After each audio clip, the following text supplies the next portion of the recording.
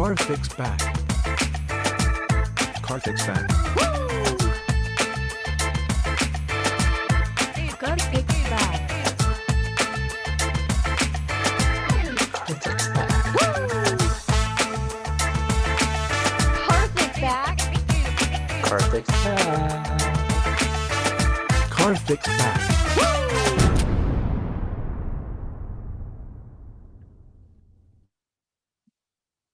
Good evening, good afternoon, everybody, and welcome to another episode of First Canada Live, the show where we get together and we talk about our first community. We tell stories, we talk about robots, stuff that's happened in the past, stuff that's happened in the future, well, stuff that might happen in the future. We haven't mastered time travel on this show yet, but we're working on it, and when we do, it'll seem like there was no time because we'll use the time machine to go back. Anyways, I'm just talking right now, but hey, to get things started, I want to introduce our co-host for today. She's a student on First Team 7456, the Orobots, and a member of the First Canada Youth Council. Say hello to Julia M. Hi, thank you for having me. Hey, Julia, are you excited for today's show?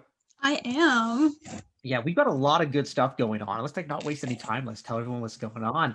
On today's show, we have a story time with a alum. We just got the best story. He's just like this amazing character, Diriye Hassan, who's going to tell us all about his first journey. And we got a panel of first alums. So, Julia, have you had like an internship yet? Have you ever been looking for an internship? Not yet.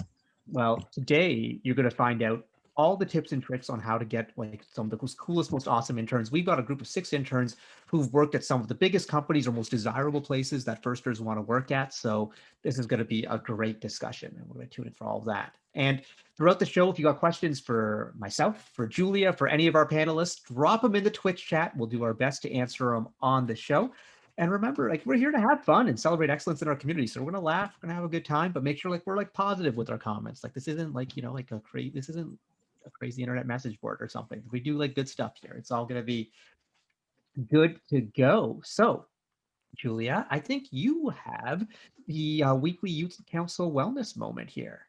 I do. So for today's wellness moment, we are going to be practicing some gratitude. So in the midst of everything that's going on, we can all become so focused on all the negativity, stress, and anxiety. And I thought it would be a good time to forget all of those bad things and focus on the good things. So if everyone wants to take a moment to reflect on something that they are grateful for, and maybe they can put it into the chat. But overall, just thinking about something they are thankful for. And I feel like it would be really useful to practice that. Julia, is there something that you're grateful for right now at this I moment? I'm sure there's lots of things. Yeah, but... lots of things. But I would say one of the things that I'm very grateful for is all the different opportunities First has given me, such as being able to be on this show right now. That is, it's pretty cool where this program will take you, you know, the places you will go and the people you will meet. And I know I am absolutely grateful for everything that First has provided for me. I did First when I was in high school, you know, and like from the very beginning, I've met all sorts of amazing people. But I think for me, I'm grateful for a lot that's going on right now, but I think I'm very grateful that myself and my family are healthy right now. I know a lot of people with COVID are struggling. A lot of people have lost people, and I'm just glad I have that. And I think it's also, I'm very grateful that I have a lot of people in my life that care about me, and we're all taking care of each other's mental health, which I think is like really, really important right now, that we're always looking out for people and reaching out for people. Yeah, for sure. And you know, we've seen some comments in chat, people thankful for their family and friends. One of our panelists, Max, says he's making his first turkey for American Thanksgiving Thursday and hopes it goes better than his chili. So like, it's very cool, you know, experiencing new cultures and things like that. And Mahak is our youth council producer, grateful for friends, family, and education. So there's a lot to be grateful for. And I think, you know, Michelle, maybe you want to wrap up the wellness moment. Yeah, that's basically it. Just take the time to think about different things you're thankful for every day. It would be a good thing to practice because it could give you time to really reflect on everything. Thank you, Julia. I think I called you Michelle, and you know, because Michelle was last week, and we got so many youth council members and co-hosts. You know, I'll probably call you Mahak later. That's and all then right. Rohan. I'm just going to go through the whole roster of all of it. I think now we're going to talk about our news updates, though, because there's a lot going on in the First Canada community. And first off, the Recharge Your Bot challenges. We've been talking about it all fall long, but this is the last week for submissions. So you have to get your submissions in before November 30th. I know lots of teams have done these already, but they haven't actually submitted yet. And the way you submit, because like just because you posted it on YouTube or Instagram doesn't mean it's submitted. You've got to go to the Recharge Your Bot website on firstroboticscanada.org, use the Google form to submit. You got to fill in some information so we know how to contact you in case you win a prize, you know, like $1,000 off of registration. But the sooner you get that done, the better. Don't leave it to the last minute, because if you leave it to the last minute and your internet goes down, like who knows what's going to happen. So like, let's be ready. Julia, have you worked on any of these? I know you did with the youth council, but is your team doing any? Or Yeah, so our team was actually planning on doing a bunch, but then we were very grateful to receive a few grants, so we didn't actually need the $1,000 off of our registration. So we thought it would be best to leave it for teams that do need it, because this is a really hard time to get some money in fundraising. That is really nice. But you know, all teams are welcome to submit. Have fun with it. You know, make a video. I know one of our guests, Van, up here. He would probably be all about this. We'll ask him about it when he comes on today, because it's like, you know, it's a jam. But you know, make sure you get those submitted. Judging is going to start on December 2nd. We've got a great panel of judges. We have some for our sponsors like 3M and Hatch, who are judging specific contests. And we have a bunch of our alumni and volunteers who have signed up to judge. So it's going to be excited. I know all the judges are like pumped to see everything that's going on. And like personally, I can't wait to see all the trick shots, because like I miss robots in my life, you know, like I love robots. I can't wait to see some of the cool stuff that's going to happen. So that'll be really cool. Also, FRC team registration has been going on. First of all, it's still open. If you haven't registered your team yet, you still can. If you have registered your team, you probably already have access to your virtual kit of parts. So if your mentors go into the dashboard, they'll have access to, you know, download your software licenses like SolidWorks. Adobe Creative Cloud is included this year, which I think is like a big one for anyone who does graphic stuff. You get your PDVs, your discount codes. I know Rev Robotics has a $50 discount code in there, so which is awesome. You know, you can use that for FTC parts or FRC parts. That's really cool too. So log in, check the virtual kit of parts. If for some reason you can't access your virtual kit of parts yet, but you have registered, email one of your first senior mentors or someone at First Canada, and we will get you hooked up. Also, Ontario teams, if you haven't registered and you're trying to register now, you may run into an error message that says you're not allowed to. You still can register. So make sure your YPP is up to date. You've selected a kit delivery location, and then contact First Canada and they will help you out. I know the legendary Paul Keenan, Swaggy P, has been helping teams out as much as we can, because we want to get everyone registered so everyone has a chance to do all the cool stuff that's coming out in just a little bit. And also for your mentors out there, the mentors who are watching, there's an FRC mentor chat happening on Thursday night where the mentors get together and they talk about, you know, how teams are running, get tips from each other, because I think everyone's trying to figure out how teams are working. Julia, what's your team up to these days? So we've been meeting online every Monday and Friday. So Fridays, our business team has been meeting and trying to do some fundraising, as well as our design team and social media department. And then on Monday, our general meeting, so engineering and like everyone who wants to join. We've been doing different workshops. We've had some different speakers. We've had just lots of fun hanging out, getting to know one another before the season starts. All right. Well, I just got a message from chat from the legendary John Hobbins himself. The mentor chat is actually Wednesday night at 7 p.m. And if you want the details on that, a lot of people would have had it in their emails already, but if you want the link to join, just contact Paul Keenan or John Hobbins and they'll send you that link and you can go. And I think it's really good for, you know, mentors to connect, to just kind of figure out, you know, get tips from each other and like figure out like what's going on, what's exciting for students. And it's, you know, there's going to be some FRC update going on in there, and it's really, really good stuff. So the FRC mentor chat Wednesday night, you know, like we've moved through the news segment really quickly today, but I think that's okay, because I think our panel discussion, we've got a lot to talk about. So you ready to jump right into that? Yeah. Okay, let's do it in just a moment after a word from our sponsors. The world is full of people telling you who to believe they are. Well, we thought we'd tell you who we're not. Let's start here. We're not in shipping. We don't make lifts. Seriously, no lifts. We do this. We're good at this. And we make all of these. And even though you'll find us here and here, we don't make energy. We make you save it. And you'll be saving the environment too. Are we an internet company? Well, we connect and power just about everything around you, helping machines talk to each other and to you, making your world more personal. We're seeking out the big questions and answering them honestly. Like, how can we make the most of our energy and resources? Or can we make access to energy and digital basic human rights? We're real people, employees, developers, partners, investors, and inventors, all passionate about doing what's right. We're open. Humans of all sorts from all over, learning from each other and about each other. We're not here to save the world. It'll go on with or without us. We're here to help power and connect with you today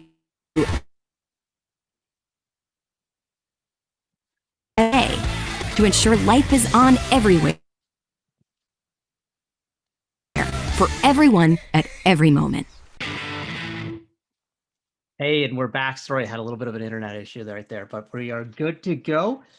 And now it's time for our panel discussion. Hey, Julie, do you want to just do a test for me? Am I good now? Can you see me, hear me? Yeah, you're good to go. Okay, cool. I'm just setting up my hotspot on the side here just in case the internet goes again. But now I think it's time to meet our panelists for our panel discussion on internships and all that good stuff. So we're going to go around. And first off, I'm going to introduce Vanshul Shah. He's the First Canada alum of Team 188, Woburn Robotics, a software engineer at Google. Also, he went to the same elementary school as me and also the same elementary school that our later guest, Diriye Hassan, is going to be on. So, hey, Vanshul, how's it going? Hey guys, what's up? I'm happy to be here. I'm glad you are. And Vanshul, you're broadcasting live from Hawaii right now, right? Yeah, you can see this is what I'm looking at when I'm working most days. Oh, that is gorgeous, man. Yeah, isn't that nice, Julia? Yeah, That's basically what it looks like out in Aurora right now, right? Oh yeah, for sure. Not Same darkness thing, or anything. really. I feel like I haven't left Toronto at all, really. Exactly. It's all the same. Scarborough, Hawaii, it's all good. Hey, next up, we have Kate Walsh, who's the First Canada alum, lead mentor for a lot of teams, FRC teams 1334 and 1374, and FTC team 16428, and a former intern at First Headquarters. Hey, Kate. Hi. Well, thank you for being here, Kate. You do so much with all the programs and all the volunteering, so we're glad to have you back on First Canada Live. And we also have Max Guan, First Canada alum and former mentor for teams 1241 and 1285. He was their Thrive coach there. He's a bridge designer and engineer in training at ACOM, working in Michigan. He's got the blue light, 1241 blue. I like it. What up, Max? How's it going, Karthik? It's good to be here. Yeah, thank you for coming on the show, Max. I can't wait to hear all your experiences and all that good stuff. And we have Aaron Kearse, First Canada alum from Team 771 SWAT, and the lead project manager at Smile. Hey, Aaron. Hey. Thank you for being here. Do you have Stella? Is Stella still there, or is she No, around? Stella's on the couch, but maybe she'll come over at some point. Maybe if the discussion is really good, in case she's looking for a doggy internship, right? Yeah. Yeah, see how that goes. Also, we have in the same household, just in a different room, we got Trevor Kearse, a First Canada alum from Team 2056, a mentor for Team 1114, also was a mentor for Team 254 in California, which is kind of exciting. Software developer at D2L and former automation engineer at Tesla. Hey, how's it going, Trevor? Hey, good to be here. Nice to see you. Yeah, thanks for coming on the show. And also, finally, you saw her here before. I mean, the most important thing is she's a former First Canada Kahoot Challenge trivia champion, but also a First Canada alum, First Canada head referee for FLL, FTC, and FRC, and an electrical developer at Rocket Lab. It's Mickey Corneal. Hey, Mickey. Hey, Karthik. How are you doing? I'm great. Welcome back. Thank you for keep coming on the show continually and giving us your time. We really, really appreciate that. Thanks for the opportunity. Yeah. So we have like an awesome crew of panelists here. This is just like kind of overwhelming. I did short intros for everyone, but maybe let's do like a little bit of a longer intro. So I think we'll go around and maybe we'll go backwards this time and we'll start with Mickey. So you want to tell us a little bit about yourself and where you are now? Okay, so I'm from Kingston and I was on an FRC team there. And from that high school experience, I went to Waterloo Mechatronics Engineering and did my degree there. And part of that degree program is that I do 6 co-ops. So we call this internships. I will inevitably mistakenly say co-ops throughout this whole panel's discussion. So I had various different things, but that I did in my co-ops, but I mostly stuck with hardware stuff. And now, right now, I'm doing more hardware things at Rocket Labs. So I'm part of their Toronto division that works on their satellite hardware. So we do star trackers and reaction wheels, and I do electrical design there. Wow, that is like super cool. So I think we're gonna want to hear a lot about that stuff, Vicky. That's you know, when you were at Waterloo doing did you think like was like, you know, space and that sort of thing something that you were passionate about already, or did you discover it along the way? Or I discovered it along the way, actually. I was more passionate about medical robotics, and most of my favorite co-ops were actually in that industry. But then once life happened, I ended up here, and I discovered that I just enjoy designing things for challenging environments. So I guess I couldn't get medical in Toronto, so I got space. super cool. I didn't even know like there was like a space industry in Toronto. So like this is like learning and good stuff like that. Trevor, what about you? Yeah. I'm originally from Stony Creek, so went to the school that 2056 is out of. So started off in robotics through that. Again, like Mickey, went to UW for mechatronics. So I also had 6 co-ops through there. Throughout that time, I did more hardware than software, but I did a bit of a mix between the two. And then upon graduating, I went down to California and was an automation design engineer for Tesla. So I worked on like robots that assembled the cars there. And then now that I've moved back, I've transitioned more into software. So I'm a software developer at D2L. That's an online learning platform that a lot of you may use if you're in higher education or even lower. Yeah. So at Tesla, you were literally working on robots that make robotic cars. Yes. Robots that make robots. Yeah. That is some pretty awesome stuff. I'm sure lots of people are going to have questions about Tesla and all that good stuff, because like it's one of those companies that people really think of as being on the cutting edge and are doing cool things. Yeah. And Aaron, what about you? Another Yeah, water. So like we Yep, just had like another myself Waterloo. and then Mickey and Trevor and Aaron, like a lot of Waterloo going on here. Yeah, so originally from Oakville, so alum of SWAT 771. Went to Waterloo, but not for mechatronics. I did systems design engineering. Also did 6 different co-ops, so I might also be calling them co-ops instead of internships. My co-ops kind of took me in a bunch of different places, so I didn't really focus on one thing. I did like project management in a hospital, software development at a bank, then like medical R&D for a bit, and then growth analyst, and now I'm a product manager. So found myself moving to California when I graduated and worked at a legal tech startup. And now I am back in Kitchener and working as a product manager at Smile. And we do loyalty and reward software for about like 35,000 merchants, I think, at this point. So high volume. That is. And so you mentioned that you did systems design engineering. I think people who've been to Waterloo know what that's all about, but maybe you want to our audience explain what systems is and how it's different from like mechatronics or mechanical, or the, you know, the engineers that people might be more familiar with. Yeah, great question. It's one of those things, I guess, when you're in 1A, they try to like give you a nice little summary of what it is. Pretty much, I call it the like generalist engineering degree. So you pretty much learn how to solve problems. So you'll take like the first level of a bunch of different things. And then ultimately, most people end up being either like a software engineer, a product manager, or in some type of like data analytics role. It's a really cool program, and I think I've heard a lot of descriptions of it, and one of the descriptions I thought was cool is it's like, because you know, you said it's about problem solving, and first a lot of it is about problem solving. Yes. A lot of people say it's a lot like being on the first team. You like learn about like, you know, different things like the business side, the, you know, but like at the core you're solving problems. So For sure, the idea is mainly like that you learn to approach like an engineering problem from so many different places. So like whether that is environmental or like economics, etc. The idea is that like you can view everything as a system.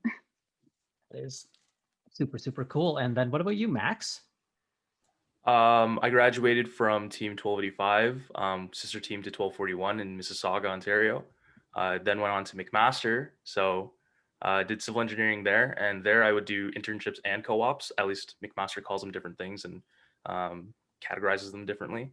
So that took me to summer camps, that took me to starting a startup, to Michigan, working for the government here, and also on a year-long internship. And I actually got to work with the co-op office at McMaster, so that was really cool getting to see the behind-the-scenes things there. And I'm now working at ACOM as a bridge designer.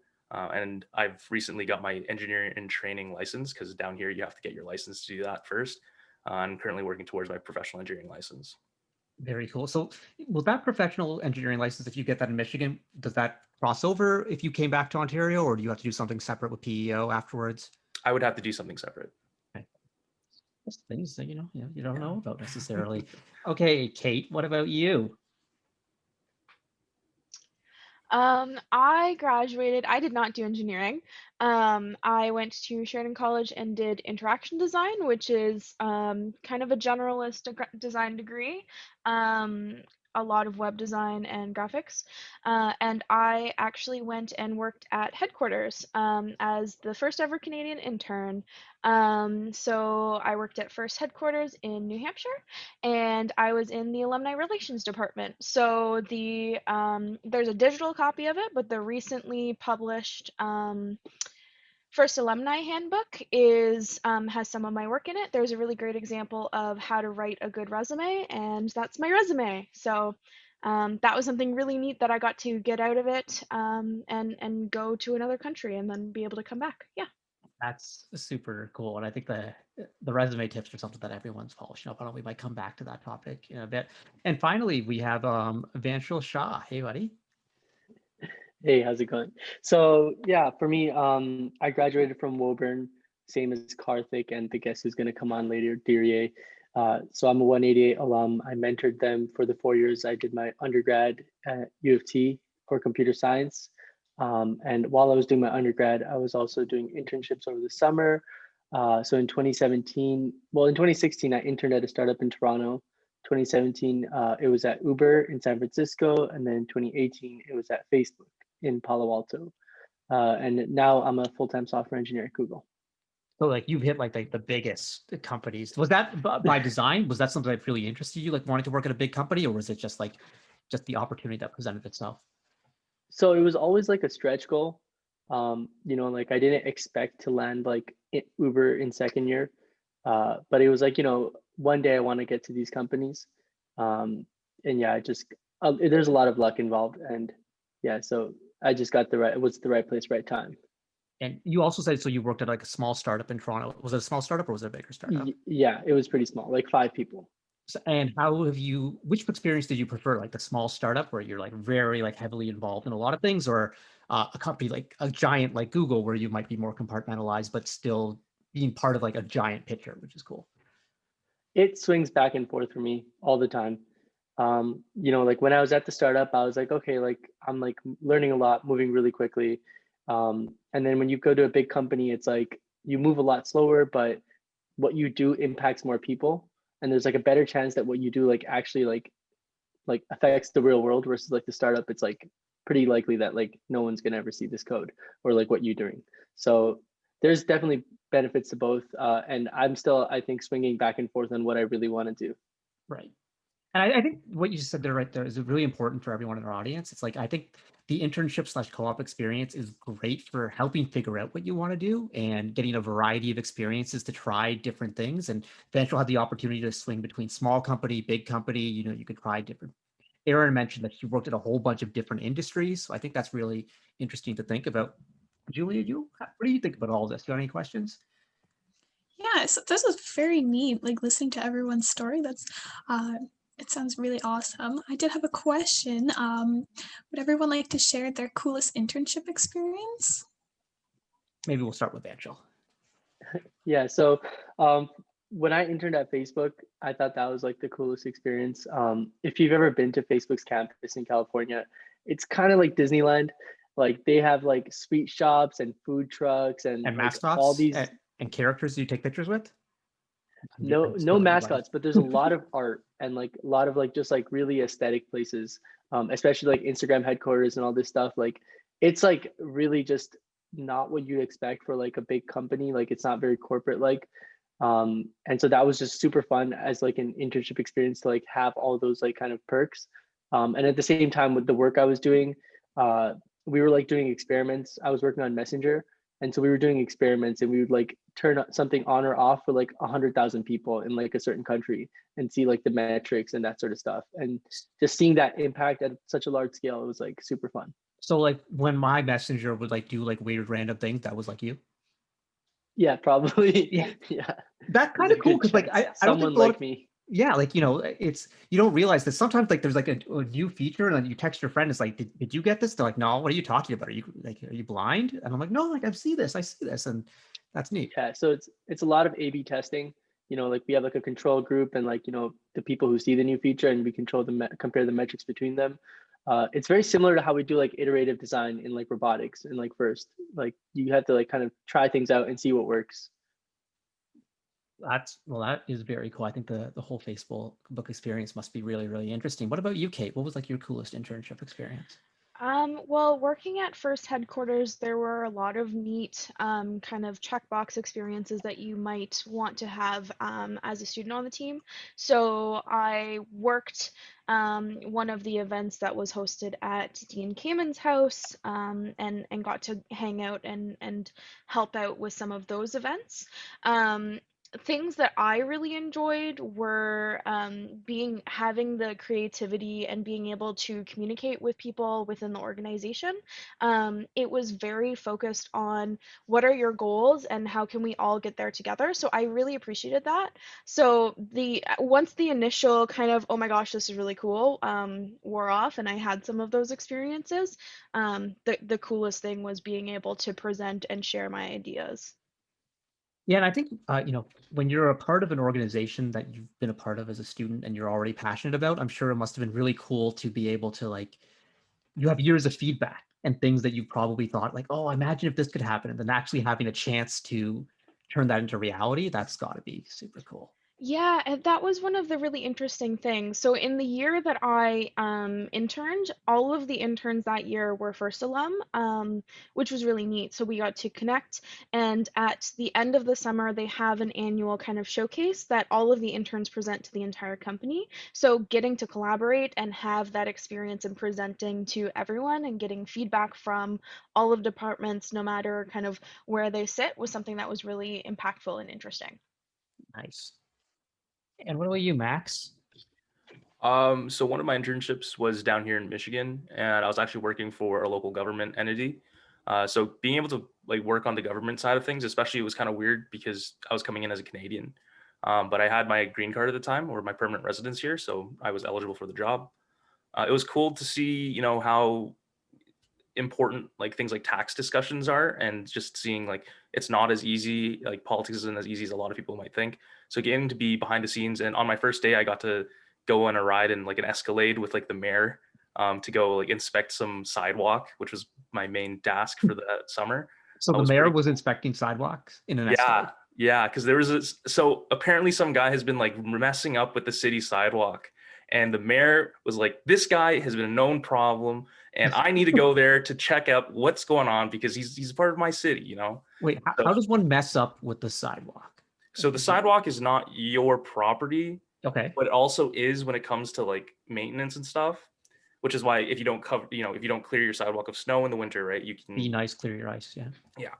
So I think what he was doing was he wanted a driveway in his property, and he like cut up and like dug out the sidewalk to make way for that, but it wasn't like traffic approved. So he went on and did it without the approval, and I was invited along on that car ride, and that was pretty exciting. So. That is pretty awesome. So, I mean, these are internship stories. On my internship, I got to hop in an Escalade with the mayor and go check out a sidewalk. I love it. All right, Aaron, and maybe you want to introduce the new guest we have on the show, but tell us one of your coolest internship experiences. Yeah, so this is Stella. She wants to keep barking right now, so if I hold her, she won't bark. So my coolest internship was probably the last one I did. I went to Amsterdam. And I worked as a growth analyst at a medical data startup. That was super cool because for one, I found the internship on my own. So through Waterloo, you had like access to something called Waterloo Works. Most people went through that.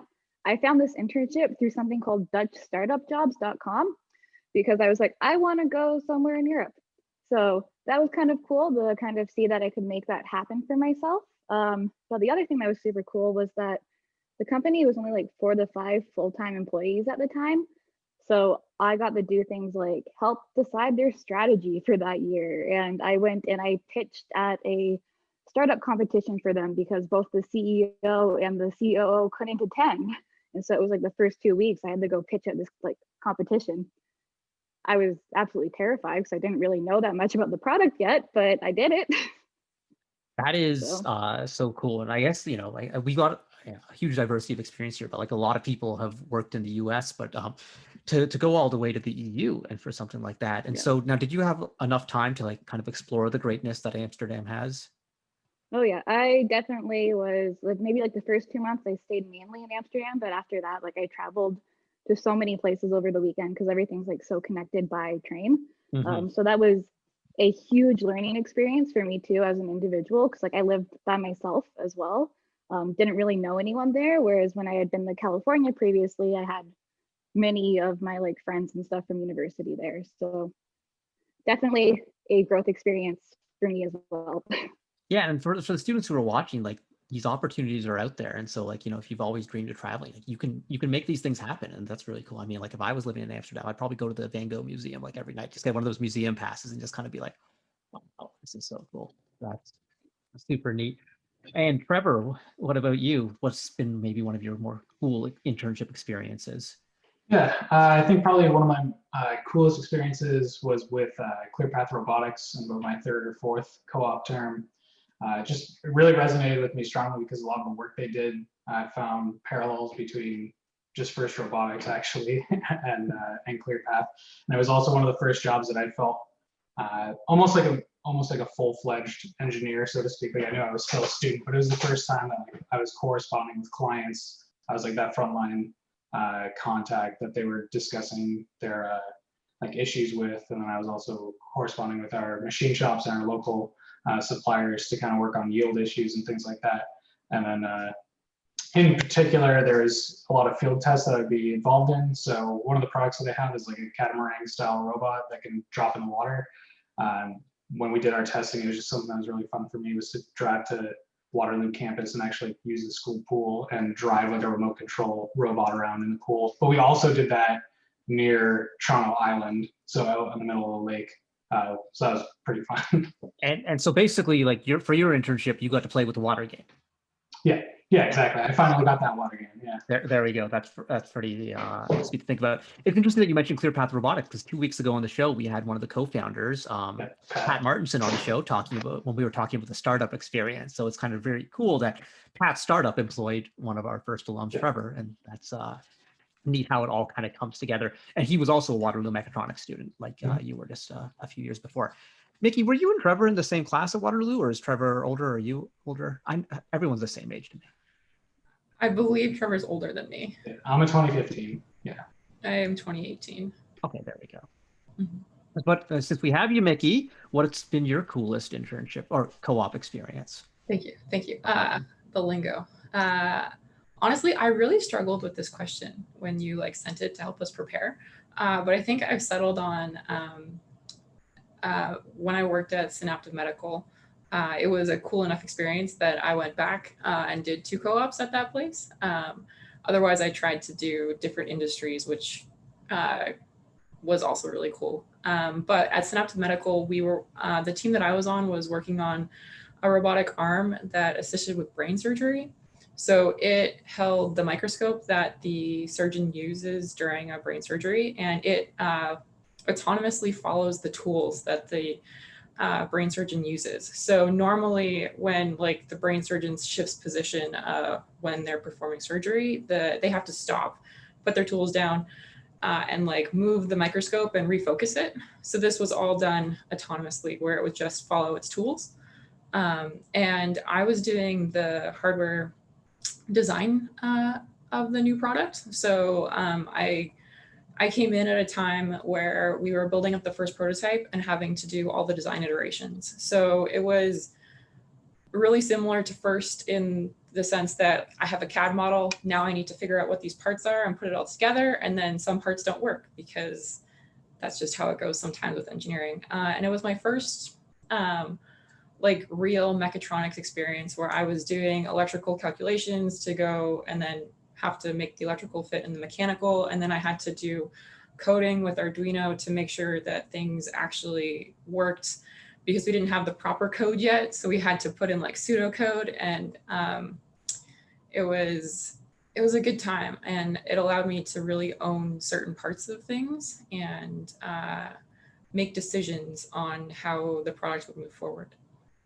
I think one thing that I've gathered from everyone on this, it's like that your internships, I think a lot of people have this idea of like what an internship's like, and they kind of think, it's like, oh, like fetching coffee or whatever, but you were all doing like real stuff, and like, maybe not all the time, but you had the opportunity to do some really cool things. But that's great to me. Like I think back to my co-op experiences as well. And it was the same sort of deal where like, you sometimes like you're deploying real projects that are going into the real world. I know one that I had was I was working for a company, and this was a long time ago, so like 2002, and there was no concept of apps or whatever, but like we were on the forefront of like, okay, there's going to be money available in about 3 or 4 years for this concept of an app. Like what concepts could we come up with? So we were just like anything we were putting on the drawing board, because I was working at a voice recognition company actually.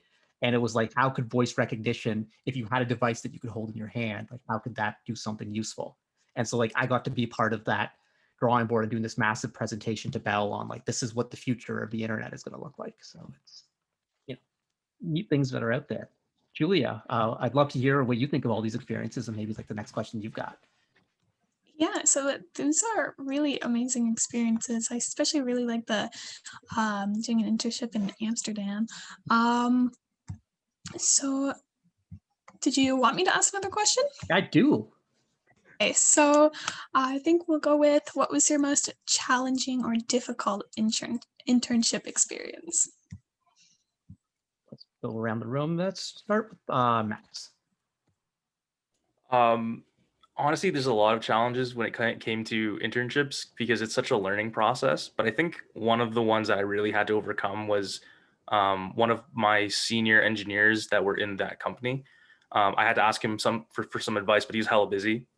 And I finally got the courage to go up to him and ask him, hey, can you help me with this drawing of this, what's supposed to be like a very overpowered blender?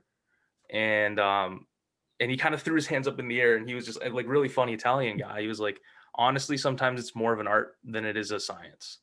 And that really spoke to me. And just one, building up the courage to talk to him, and then finding out that he's a really funny, really cool dude. And two, realizing that like what you learn in school is always manipulatable, always shiftable. And that's sort of what it takes to be at the forefront of engineering, is to be that creative engineer. That was probably the most challenging thing that I had to deal with. So I think that's like a really, really good point, Max, because I think everyone can relate that when you're in school, especially high school, like everything's rigid, like you get a question and there's an answer, and then you can check the answer to the back of the textbook, and you get like direct feedback on what you're doing, and like you're taught a lesson and it's like memorize, regurgitate, and then you get to your like first job, and sometimes someone's like, hey, figure this out, and then there's no textbook to go look it up, and you may have an answer, but you don't have somewhere to check the back of the book to know that it's right. And getting acquainted to that is a huge part of it. And you realize that the work world is like so different than school. And like, I mean, we could go on a totally different tangent about like what you're being prepared for and whatnot, but I think that's separate. But I think that's a really interesting point. Aaron, what about you? What is a challenging or difficult internship experience? So I had an experience during one of my internships where I had found out that all of the female interns were being paid less than the male interns that were doing the same job the same year. And so that was a very challenging experience for me, because I spent a decent amount of time throughout that co-op term actually advocating for, I guess, equal pay between the two to the senior leadership team. And as like the lowly intern, that felt kind of scary to me to be like talking to the CEO about this. So definitely that was the most challenging experience because it felt like a very like grown up thing for me to be dealing with at that point. But definitely learned a lot about advocating for myself, and I got it fixed by the end of the term. So That's later on we're going to be asking everyone like what's one piece of advice you'd give to people, but I'm going to jump ahead on that one and just kind of try to you think when you go through the internship process, there's a lot of, I don't know, maybe I was brought up with this mentality. It's just like if someone offers you a job, be thankful for the job, and if they say this is what we're going to pay you, and just be think, oh, thank you, that's great.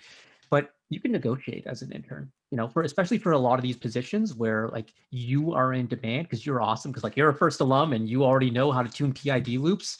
You can negotiate it. It's okay to be like, actually, I think I deserve more, or this company is offering people this much, and come back with some stats and some data. Like you want to be prepared for this discussion, but don't be afraid to advocate for yourself. And that's hard because like I still, as an adult, stuck at advocating for myself. I'm good at advocating for others. And I think from what I gathered from Erin, she, you were advocating for others initially, and then it's, but be bold. And, that's, remember you belong and you deserve these jobs, that they're already talking to you for that. And so don't be afraid to add, and they might say no, but, worst that can happen. So like, advocate for yourself. Vanchel, what's a challenging experience you've had? Yeah, so when I interned at Uber, this was like 2017. This is the time when, like the CEO left halfway through my internship. All the executives were like coming in and out, getting fired, like changing. Everything was like, the entire company was like a roller coaster. And one of the things that happened to me was like my like internship project got canceled. Literally halfway through my internship, I was about to like submit the like final code, and it was just like, oh yeah, like it's canceled. But like in greater scope, like everything my team had been working on for the past year just got canceled as well. And so it was like a really demotivating time. We spent about 2 weeks just like trying to re-strategize and like figure out what we can do next, like how we can continue working at this company and like, get something productive out. And it really like just taught me lessons about like, big company culture, and like, how like the bigger wheels like that are spinning can totally like just like affect what you're doing day to day, or like, yeah, stuff like that. It was also just a steep learning curve because it was like I went from a small startup to a big company, and like everything was just different. Culturally, like I was from Toronto to San Francisco. Like San Francisco is a culture shock if you've never been there before, and like, so yeah. But it was that was probably my toughest internship experience. Thanks, Vanchel. Kate? It was also awesome. Oh, though, sorry, I should say. go back. Yeah. No, I should say also it was very awesome to work at Uber as well. But yeah. Yeah, no, I think tough times. And we can have challenging experiences in the midst of something that's overall positive, like, because let's be completely honest, there will be no internship that's completely perfect, or no job that's completely perfect. And so there will be downs, and then it's kind of measuring like, are there more ups than downs in all of that? Eventually, after your project got canceled, what did you do then? Were you reassigned to a new project? Was it like a quick learning curve, or? Yeah, so my team, like, so this is one of the good things of working at a big tech company that's well funded, like with lots of venture capital money. Like my team got like, we got 2 weeks to do basically nothing. One of those weeks we went to like Napa Valley and like had a retreat and like just like re-strategized, like, and like we just like we're like brainstorming all these ideas of like, like, okay, how can we like, now that the company's goals have like realigned, how can we realign our team's goals to like help the company, and like how can we come up with new projects and like new ideas for like new roadmaps basically. So it was actually kind of fun too, because like we like on the times that we weren't working or doing the retreat stuff, we were having fun in Napa Valley. But yeah, so we just spent 2 weeks re-strategizing, and then I got like a mini project for the remainder of my internship. That's neat. And it's also kind of cool that you got to be part of the strategic planning. Like I know someone like strategic planning is like my thing. So like I think it's really interesting that when you get those opportunities as an internship, it's like, whoa, this is neat. Kate. Aside from moving to another country, like that's a really big and obvious kind of challenge that has its own subcomponents. something that was challenging happened even before I got the internship, and it's difficult to talk about. Um, that I applied and networked with First and all kinds of similar jobs for a number of years before actually getting the opportunity to go work in headquarters.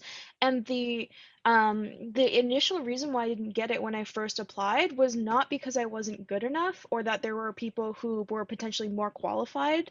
It was that the organization itself wasn't able or ready to accept an intern that was not from the country that it was from.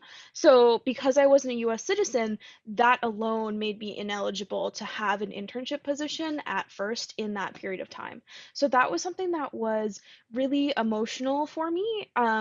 Just the fact that I was from Canada and not from the US, and it wasn't anything else that was part of the reason why I didn't get it that year. So it was really difficult to kind of pick yourself up and say, okay, where can we go from here? And honestly, a little bit embarrassing for me as well because I hadn't dealt with rejection in a job like that. So it was something that was really important for me to learn. And instead of saying, okay, well, I guess it's not for me. I contacted and worked with the people who ended up employing me throughout the year and tried to work with them to make those opportunities more accessible for everybody so that kind of anyone could come and work for the company from anywhere, and it's more reflective of the values within First itself. So that was a huge challenge that was a year and a half prior to accepting or even having an offer on the table that I really worked for to give to other people to get that internship position.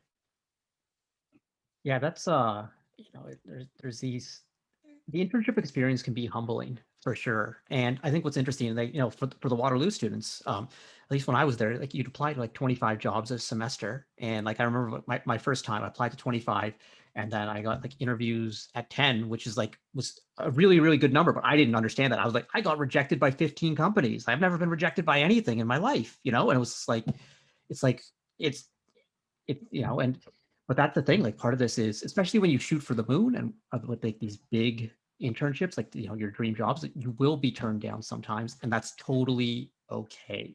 It's again like in school we're so used to, like, especially if you're like an overachiever or whatever, it's like you get a test, it's like, oh yeah, like 96%, 97% or whatever. And it's like, this is the internship. It's just like sometimes you don't even get a response. You apply and there's nothing, and like you spend all this time getting ready for something and you think you've like met the right person and there's like, no. It's like, oh, okay.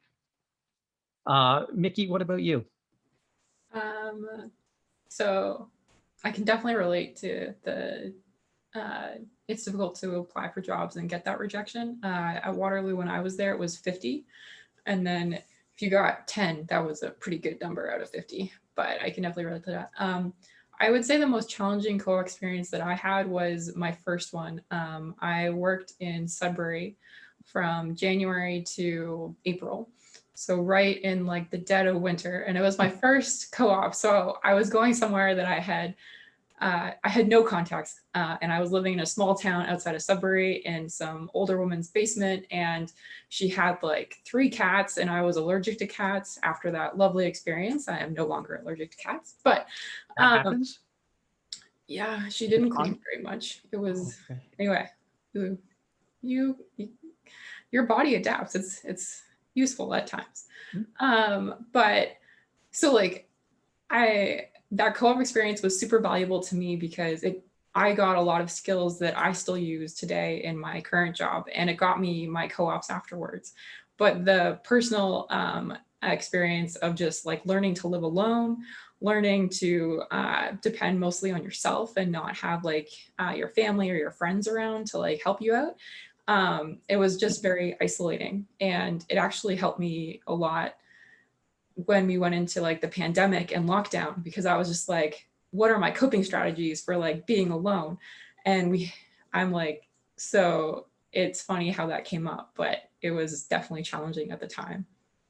I think it's interesting there because you move away to university, but you're in a new community. There's lots of people your age around, and there's like lots of stuff going on. So like if you're far from home, but like there's a community right there. But when you go on your first co-op out of town, often like you go to work and like there's no one your age, like you're the only intern, or there's like a couple people, and then you're living on your own, not in residence, or like, you know, not on Ezra Street where there's like people everywhere.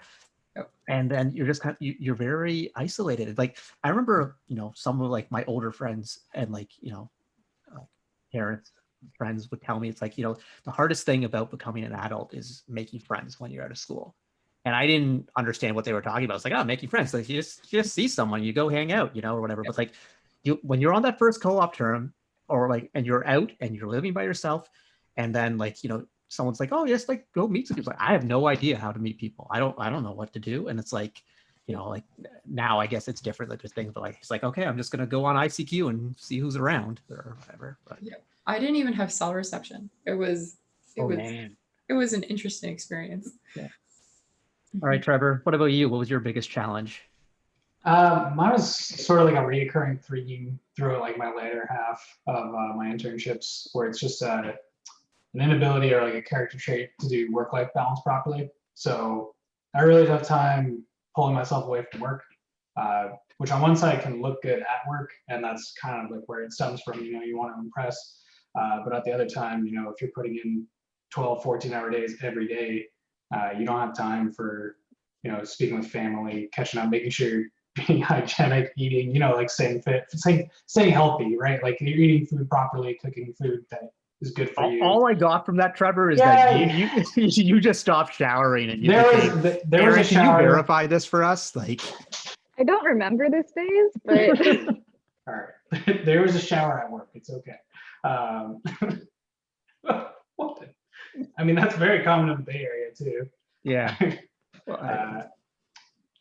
Anyway, yeah, like just that you know, and it's not something that I really started to address even until like a couple years into my full-time career, because obviously like when you work at Tesla, it's kind of par for the course to work those long hours. But you know, it's something that you have to be able to take a step back and realize that there's more to life than just work. Obviously, like don't, you know, cut hours short every day, but like, you know, you got to be able to make time for things that matter to you. I will say this, and this is another piece of advice for everyone watching. Firsters have a tendency to overwork and go outside bounds because you're used to doing that as part of FRC.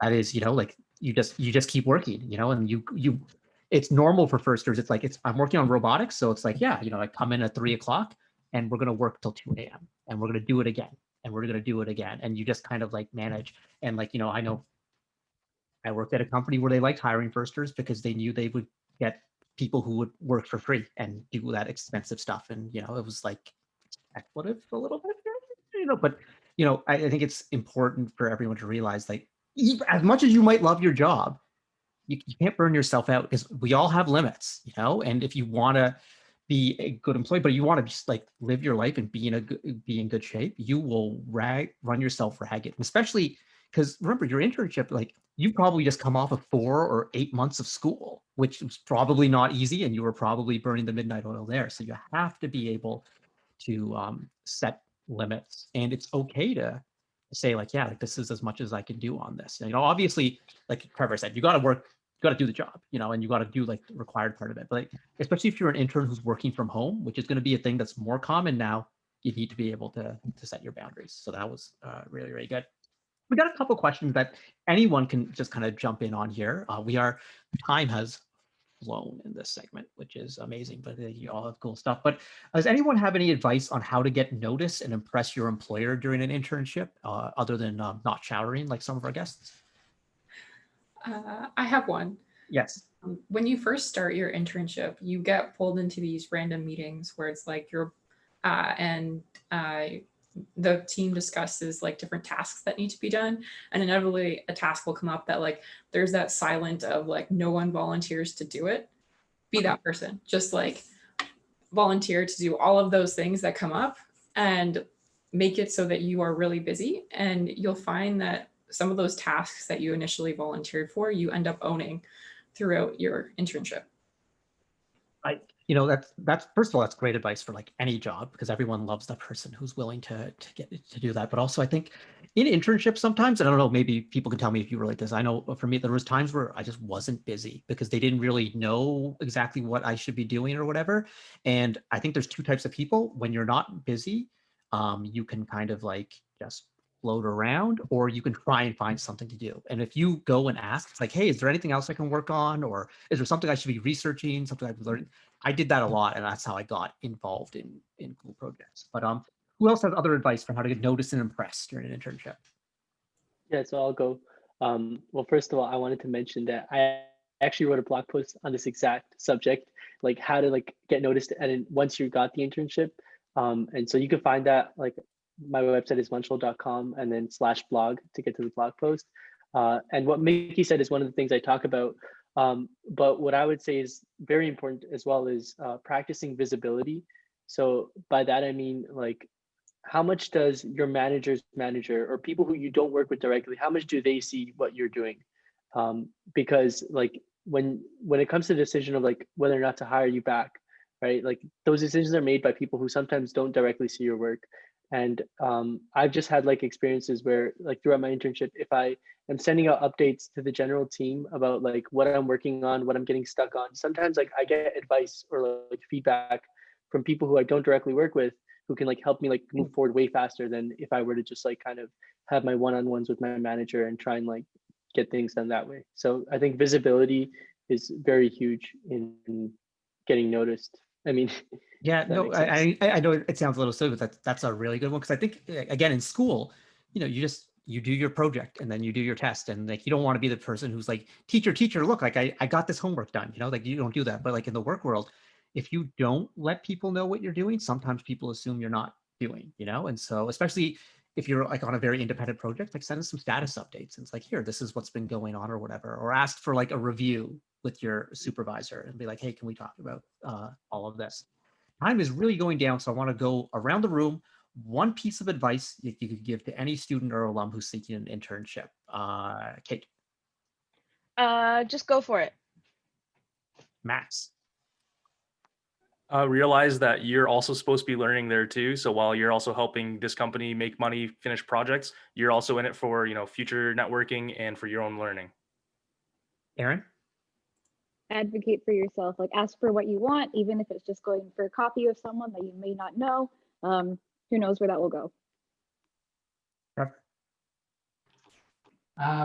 We're polishing your resume, like making a very nice, well-written resume that shows your skills nicely. Mickey? Those sponsors that you see on First Robotics Canada's website, they're a great place to apply for as a first alum. And Banchel. You're good enough to get that job and do well at that job. Believe in yourself. Yes. I'm going to give a piece of advice, and we learn a lot about gracious professionalism first, and we talk about culture change. But when you're out there at an internship, this is your chance to kind of influence culture change, and don't forget those lessons that you've learned about how to treat people, empathy, how to be a good leader, because these things really do apply. And if you exhibit those skills, that will get you noticed. And those are the types of people who companies are, when they're looking for future leaders, they're like, wow, you can really connect with the group and you have a sense of ethics and you're guide us in the right way. And so don't be afraid to challenge things too. Be like, why are we doing things that way? Like, I don't think we're hitting a diverse audience by doing this. I think we're ignoring parts of the population. Ask those hard questions, and then you'll learn a lot about culture fit. And I think that's really, really important. I could talk a lot about culture fit, but I think it's very important to not always feel that you need to fit in, but to try and see how you can shape companies to fit better for our society. Julia, I want to give you the last question here. Anything you want to ask our panelists about anything that you've heard, or specific advice that you might want?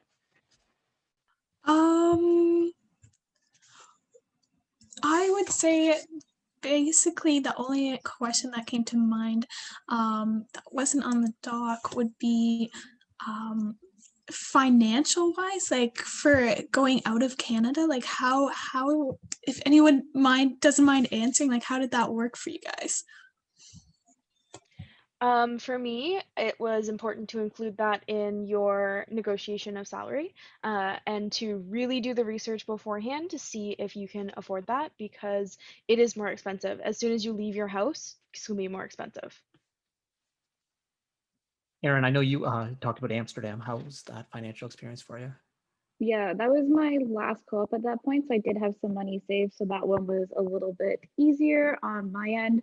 I was also lucky, and my parents helped a little bit with it as well, because finding housing in Amsterdam was not easy, especially on a short notice. I was like supposed to be flying out in a week and a half, and I still didn't have a place to live. So definitely challenging, but doable if you want to. Yeah, and the other thing, Julia, is like co-op can be and internships can be a lucrative experience as well, you know. And so there's a lot of companies and ask for what you need. Can you provide housing? Do you have, you know, like you have links for this? Do you have a relocation allowance? You know, I know that's a big thing. And even for interns, like when like, you know, all of you know this, like when you were working for these top companies, they will pay for you to do things there, but don't be afraid to ask, you know, because they're not going to just throw things at you unless you ask. That's the one thing I've learned with money. No one just hands money out. No, you gotta ask for it. Thank you so much, all of you. This was like really, really cool. We might have to bring you back for part 2 during in the spring, I think, because this was like really, really good. I think there's a lot of stuff there. I think there's more questions we could have asked about the application process or whatever. You know, what I'd love is if any of you have a chance and feel comfortable, if you want to drop your contact info or social media in the chat, the Twitch chat, so people can get in touch with you if they have questions or whatever. Eventually, I posted a link to your blog, so people can reach that, vanchel.com/blog. But also, like, I think viewers, like, add these people on LinkedIn. You know, that's like the way to connect and, you know, get to know. Who knows what opportunities are there. And like, I'm just saying, if you're looking for a good intern, anyone, Julie is going to be available this summer, I bet. So hire her or any of our great first alum. So thank you for being here, everyone. And we're going to be back. We got a really cool segment coming up. Vanchel mentioned it. It's like, you know, someone we all went to school with back in the day. So we'll be back with Diriye Hassan in just a moment after this word from our sponsors.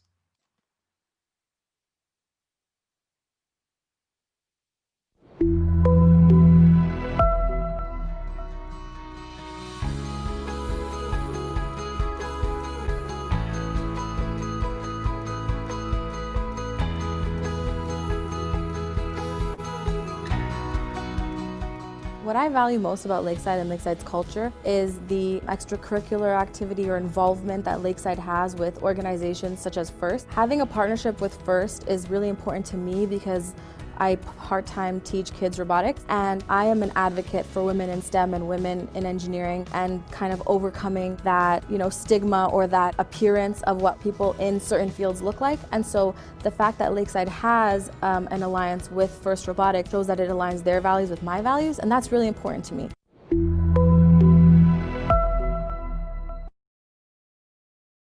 Hey, we're back. And that was a really, really cool segment. But now I'm excited. We haven't had story time for a few weeks. So we're going to do story time. We're going to talk, and we're going to go in depth with none other than Diriye Hassan, first alum from Team 188. And it was the 2007 FLL Young Mentor Award. We're really digging deep for that one. Yes. Diriye, how's it going, man?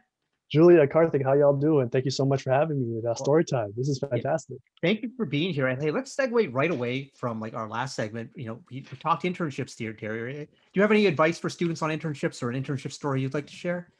I think the big thing, Vanchel made a great point. It's you are more than qualified and more than able to do it. Like I think every year we talk about whether scholarships or internships, there are so many that don't get claimed. People don't apply for them. I know for myself, when it came to scholarships, I was very much hesitant to apply because I always thought maybe I'm not, you know, good enough. You are absolutely good enough. There's more than enough to go around, and just go for it. Yeah, I think that belief in yourself, and you know, I think that's so much part of the journey and everything. So I mean, we're talking journeys, so like, let's tell us about your first journey. Like, where did you start, and how did you, I know where you started because you were, you know, yes. I mentored your FLL team. So that's way back in the day, but way back. So that was my intro. So first Lego League was my introduction in grade 7. I went through the whole pipeline. I did first Lego League in grade 7 and 8, and you know, my fantastic first mentors were the grade 11s and 12s on the FRC team in my school nearby, my high school at Woburn Robotics at Team 188. Also did first tech challenge, first vec challenge, all the different iterations they had. And it was, I didn't really, my first ever concept or understanding of robotics came from FLL. Like actually, you mentioned the 2007, very important award there. Just we had a little friend right here. I had to bring it out from the Oh, wow, vault. you've got the Yes. trophy. Look at that. That is 13 years. Look at that, very robust, clean, Yeah. pristine. See, so that was the Lego experience. And yeah, I think it's really was awesome for me to have a chance to go through the entire pipeline, go through each program. Each one's had different elements that were really formative for myself. I know for myself, I'm unique in the sense that I didn't pursue engineering or robotics after graduating high school. But I think I've talked about it with you, Karthik, specifically, but Julia, it's something that has been absolutely formative in terms of like my general ethos of how I approach things and how do I just navigate the world as I'm in right now. And you said you didn't study robotics. What did you study? So I did international development or critical development. Did the co-op program and then switched out of the co-op, did a major in international development. And the reason why was my sensibilities was very much someone that likes a little bit of everything. I'm very curious about a lot of different things. So did a little bit of environmental science, a little bit of economics, a little bit of media studies, a little bit of global geopolitical, landscape, understanding that. And so in FIRST Robotics, my journey was with FRC team with Team 188. My responsibilities was almost everything that was outside of the robot. And so specifically with the chairman's awards, any sort of award submissions, any sort of essays, presentations, sponsor pitches, pretty much if it wasn't necessarily like physically attached to the robot, everything else I had my hands in from grade 9 all the way through grade 12. And that includes like scouting and strategy as well? Oh yeah, scouting and strategy. Strategy was so much fun, and scouting, especially because you go into grade 9, you're coming into the FRC team. And again, I'm coming from a sports background. You're playing soccer, playing football, playing basketball, volleyball. And so you're coming with that sort of mindset with sports. You're coming into FRC and coming to robotics. And all the elements, it's very transferable, right? Like the ideas of strategy, scouting, preparing, the mental aspect of it, the actual execution, the intangibles of working with a team, that translates back and forth, fantastic. And working with strategy and scouting and then mentoring students. One of my favorite moments I remember was mentoring the Lego school beside the building that I grew up in. And so I grew up in Scarborough in Toronto. So this golf club, yeah? Yeah, the golf club, I think the golf club runners, I think we were called. Okay. We had gold and, blue and yellow shirts. They're fantastic. I think it's somewhere in the vault, somewhere in the basement, I have one. But that was such an incredible experience because I never thought I could be mentoring a robotics team, let alone a robotics team right beside the building that I grew up in. Yeah, I mean, like, I know Diriye, like when I helped out with your FLL team, it was the same thing for me. It was like, this is like the elementary school that I went to like years and years ago. And now they have a first Lego League team there. And I'm just like, I get to, and kids who are like in the same, gifted program or whatever, and like the same playing field, the same long jump pits, the same marble fields. Like it was, it was really good stuff. Julia, do you have any questions you want to ask Diriye here? I do. Would you like to share with us your favorite FRC story? Oh, my favorite FRC story. Oh, I think they're like moments and they're stories, right? I think in terms of stories, one of my favorite stories I always like to bring up is the very heated human player battle of 2009. In 2009, the nature of the game was the human player was essentially a basketball player. You had the little orbs, had to throw them in, and let me just say, like the human player in 2009 scored more points than the robots did. Your human player was your best way to score points. That season, I believe 55% of the points were scored by human players and only 45% by robots. So robots would drive the human player, feed them balls, and the human player would shoot. And then there was a specific ball that you can get and score in the last, I think, 15 to 20 seconds of the game. Supercell. The supercell. And so every game you would have human players launching supercells from left and right. And there's also a human player right on the side of the field. So Team 188, we have all the basketball fans on our team were like, this is our moment. We've been waiting our whole lives to be, incorporating basketball with robotics. We're here. Yeah. Grade 11 me was very cocky because I thought there was no way I'm going to lose this. This is my moment to shine right here. And so I go and I did not do well. I was terrible. I choked. I was missing every single shot. And on top of that, one of my really good friends, a mutual friend of ours, Noeen, grade Who's 9, been on the show, been on the show. He's been on the show. one of the lead mentors at Team 7558, Alt F4. And this is his rookie year. He's grade 9, so he shows up. Also, I'm a little bit taller than Noeen as well. So right away, I'm thinking, I got this. He shows up into the cafeteria where we have like the makeshift practice field set up, and he can't miss. Like, he's hitting every single shot. And I'm sitting here just like, this is not. Well, and some background, like Noeen, like he may be shorter, but he is an amazing athlete. Incredible athlete. He was a ranked junior tennis player at one point. Like, any sport he picks up, he's incredible in. And that was just like one of those fun elements where you look back and I was like, wow, this was such a fun experience, but also very humbling as well. I would definitely say that kind of took me down a couple of pegs and kept me grounded going forward. That is that's really interesting. But like, and then your team had an amazing season that year with Noeen as the human player. You won the Finger Lakes Regional. You were finalists at the Toronto Regional, and then you were finalists at the Curie Division at the championship, I believe. Curie Division, and so that was from the from which alliance were you on? You were Alliance 4 or Alliance 5? I think we were. I think we weren't 2. I don't think we were 2. No, because you Alliance 7 won, because Alliance 7 knocked out 2 in the quarters. Because so you lost to the Thunder Chickens, the Bears, and yes, we did. It was maybe Supercell. Supercell did it. The last 15 seconds, get that last.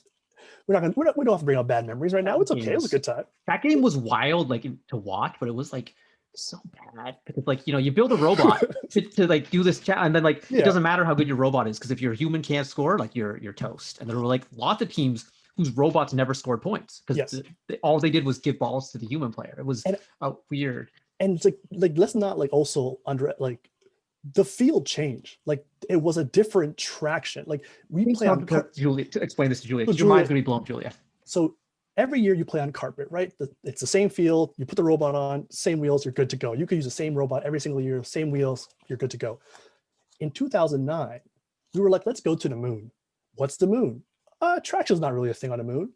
How do I describe the material that's on the field? It's like this combination of. It's a plastic sheet. It's a plastic sheet. Like it's black ice. Little like bubbles, you know? So it was even more slippery. And so you would take your robot from the previous year, say 2008, you put it on the field, and you're just not going anywhere, or you're spinning in circles. There's no traction at all. And so the biggest thing with a lot of teams was half the battle was just trying to figure out, how do we go in a straight line without, you know, just curving to left and right. And that was the biggest challenge for most teams. And the other thing, Julia, that makes it even crazier is that they told you you could only use one type of wheel. So you know how now like people can use like whatever traction surface they want, or Mecanum wheels or Omni wheels. No, you could only use this one type of wheel, and it was like this hard plastic. It's like if you were playing basketball, and then all of a sudden for the next season they decided, you know what, we're gonna play on black ice. Yeah. And also you could only wear like certain kind of treads. Good luck. And even cooler, the goals weren't stationary. The goals were attached to the robot. It was like a trailer. So you had to be driving away from the other robots and the human players. And so you have to score on, so if you have to score on the nets that attach to the Blue Lions robots. And so every game you had the robots kind of, and again, you can't go in a straight line, or you're drifting left and right, you're sliding. So the robot will go this way, you're trying to anticipate. So a lot of the best teams would be able to like drift early around a corner, almost like being parallel to the side of the field, catch. And so, and a lot of the best teams had turrets that rotate. We had a really quick, shooter as well that can go in 360s. You can also score on yourself, which was an interesting strategy a lot of teams used. Not a lot, just one. just one team. And that was such a fun year, and that was 2009. But I think in terms of moments that were incredible, for me it was two. Two would have, so it's 1A and 1B. So 1A would have been chairman's in 2010. So since I was in grade 9, 10, 11, my biggest thing was the chairman's award and what it represented and the work you did in the community. And also you're invested in your own community, right? Your own neighborhood, your own people, your own people you see every single day. And so the work we were doing, I was really proud of our team in grade 9 and grade 10 and grade 11. We put in a lot of work, but also, being in Toronto, being in Ontario, there are so many incredible teams, right? There's like, you can't give everybody chairman's award, but there's so much work that's being done. And so, going to my final year in high school, grade 12, the final regional, Greater Toronto Regional 2010, this was our last chance to submit. And I just remember like when they, got to halfway through the essay and we were like, I think this is us. I think this might be our team. And they say the line, I forget exactly the line, but you could hear us like scream, and Karthik looks up, stares at us, and continues reading the awards. And so we kind of had to, play it cool. And then I just lost it. I was bawling in the corner. I was hugging everybody. I was crying left and right. Also, it was enabled us to go to, Atlanta for the championships. And that was, again, we had like our whole, like all the grade 12s about to leave swan song. We're going down to Atlanta for, for the final time. And also in 2000, I think it was 2008, we were fortunate to be part of the team that helped write Mr. Bredner's Wee Flowers award-winning submission in 2008. Literally in my basement. I remember. Yes. Yes. It was like we had like this whole we had the most incredible people from all these teams in Canada, and all these alums, from like way back when. And the incredible thing was like nobody said no. Like once they heard like no, we're this was like multi-years effort. We're like this is a man that absolutely deserves it. And like look, I love Mr. Bredner. He's incredible. His whole family's been so good to me throughout the years. And just being able to be at the regional to see 11-14 win the World Championships and see Mr. Bredner win the Woody Flowers Award in the same year was absolutely fantastic. It was a very, very cool weekend for a lot of tears. Canada. Yeah, I mean, it was, it was just a complete surprise. Like, and because before that point, like Ontario had not been particularly successful at Worlds. A Quebec team had won the World Championship in 2006, and no Ontario team had ever been to Einstein even at that point. And then all this happened, and then Mr. Bredner winning was just like, it was just the perfect moment for like the mentor who founded First in Canada, and then an Ontario team to win the World Championship at the same time. And I remember it because I didn't know they were announcing the award, because this is my first time. This was 2009. So no, 2008. Sorry, 8. This is my first time in Atlanta as well, right? So here I am. First time in A-Town. First time in A-Town. I'm like, this is a very big city. Went to A-Town down. A-Town. Went to Olympic Park, Centennial Park. Went to like Coca-Cola Museum. Georgia Aquarium was incredible. All the fish. I miss Atlanta so much. Like Julia, like at championship, you literally walk out of the stadium and you're in Olympic Park, and it's just like people in between matches would go out and play frisbee there. There's fountains. Julia, so that was the first time I'd ever been in a hotel as well, right? So this is like So go like up until that point, I didn't really leave Toronto like that. So I'm going down to Atlanta for the first time, not just like an American city, like Atlanta in 2008. We go to the hotel. It's like this beautiful hotel Marriott. I was like, oh, this is how people live. This is incredible. I was like, there's a glass elevator in the middle of the hotel that's gorgeous. You can see, like, there's been a bunch of films made in that hotel. Like you can see, if you watch other films, I don't think Home Alone was filmed there, but there's like, you'll know, once you see it, you'll know when you see the other films. I may or may not have, thrown a paper airplane from our hotel floor. Like allegedly, who could ever say? I don't think I did, but hypothetically speaking, if I did, it was really cool. And it was connected to like the mall, so you get breakfast in the morning. So you go down CNN Center, like the CNN Center. You would see CNN anchors just walking through and stuff. And then I think this was a Saturday morning. We're sitting because at that time, so the first tech challenge was on the floor at the Georgia Dome. And again, as a sports fan, I'm like, oh, this is where the Atlanta Falcons play. This is incredible. So we're gone. The end zone where Emmitt Smith scored the touchdown in Super Bowl 28. And the big thing is like, this is like all these places I've heard about and seen, and I'm here now in the Georgia Dome. I'm on the floor because our matches are coming up after the opening ceremonies. And everything is new for me. I don't know what's going on. So we're sitting on the floor. They're doing the introductions. I think Dean came in, introducing everybody, doing the whole spiel. And all of a sudden they're like, and now we're announcing awards. Like, an award? We're doing awards already? Like, what's going on? And then so he comes up, goes, the Woody Flowers Award. And I'm just like, oh, okay, cool. And again, we're not thinking, Mr. Bredner's going to win. And so I think Karthik is like with it. I can see Karthik for where I'm at. And they're going through the speech. And when they announced Mr. Bredner, I will never forget, like all the Canadian teams just losing their mind, just like this roar from the crowd, because we're all over the place on the floor for Tech Challenge. as on the other side, you have like Lego going on, and then you have the FRC teams, you know, in the queue and also in the stands. And it was just pandemonium, Mr. Brenner. That was so much fun. I remember exactly where I was standing. I was standing behind two Secret Service agents because before they announced the Woody Flowers Award, they had introduced George H.W. Bush, the former president of the United States, who was speaking at that event, and his Secret Service detail was there. And so, you know, and Mr. Redder tells the story much better than I do. He almost missed his award because he couldn't get onto the dome floor because the dome floor was locked down because George H.W. Bush was there. And then someone saw him who knew he was and knew he was winning. Like they got him in or whatever, because it was just coming leisurely in the morning to, you know, figuring like, hey, what's going on there? And yeah, it was, but I remember these two Secret Service agents, and it was just like, they were just like cracking jokes about George H.W. Bush, and they're like, "Oh man, like this, like it's like, what does he know about robots?" And they're laughing about him, and they're just like, they were so happy for him. Like you could just tell, like these two men loved their president, you know. And it was just like, it was. So have you been to championship? You haven't been to championship, have you? No, this is only our third year at our team. Like, there's nothing like it. Like you can sense how Diriye and I are getting nostalgic and whatever, but like it's just like, especially like those first few times you go, it's just like beautiful and awe-inspiring. And I think also Karthik can attest to it. Like for me, I didn't really have like an awareness of the world outside of Toronto, really, right? Like my whole understanding of what the world is outside of Toronto is like directly tied to FIRST and robotics, right? And I'm not just saying the States, I'm talking about Ontario. Like my first time I've been to Waterloo would have been because of FIRST robotics, you know, going to even just like the Mississauga for the first time, like just outside of Toronto.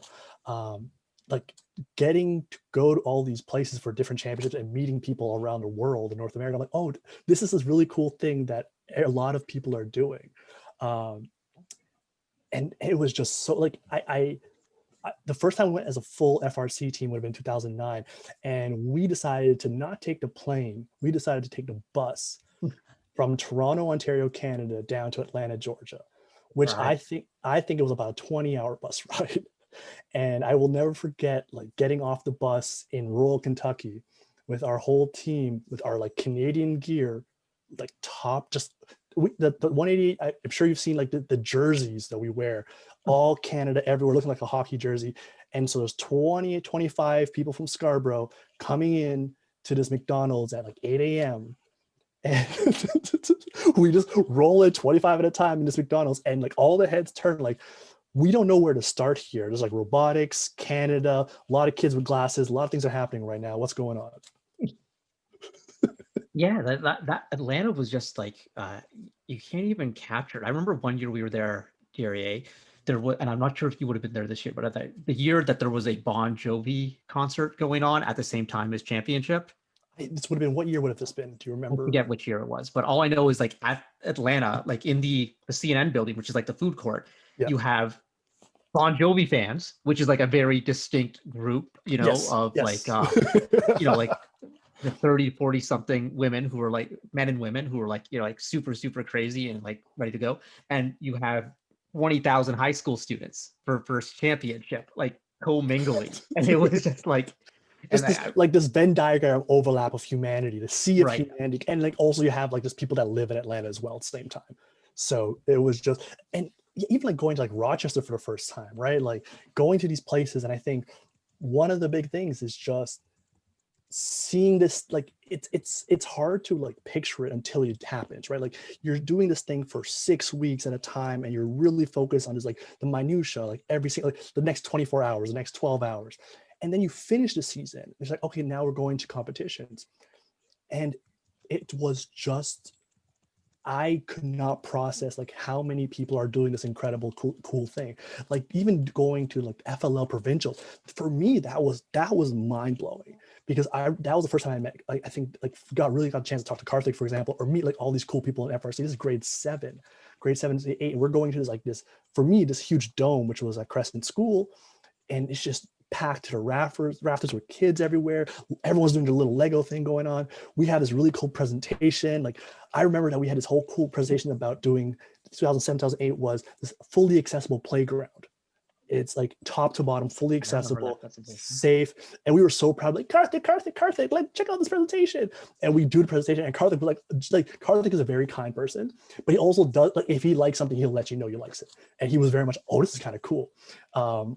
And I think 6-7 years later in Toronto, they had built one. And I'm not saying we had anything to do with it, but it was kind of cool that we could see like the line, direct line between like that project, the ideas, and the things that matter to me personally, like in terms of accessibility, making sure everyone's able to enjoy things the way they should be enjoyed, removing any sort of barriers, regardless of what they might be.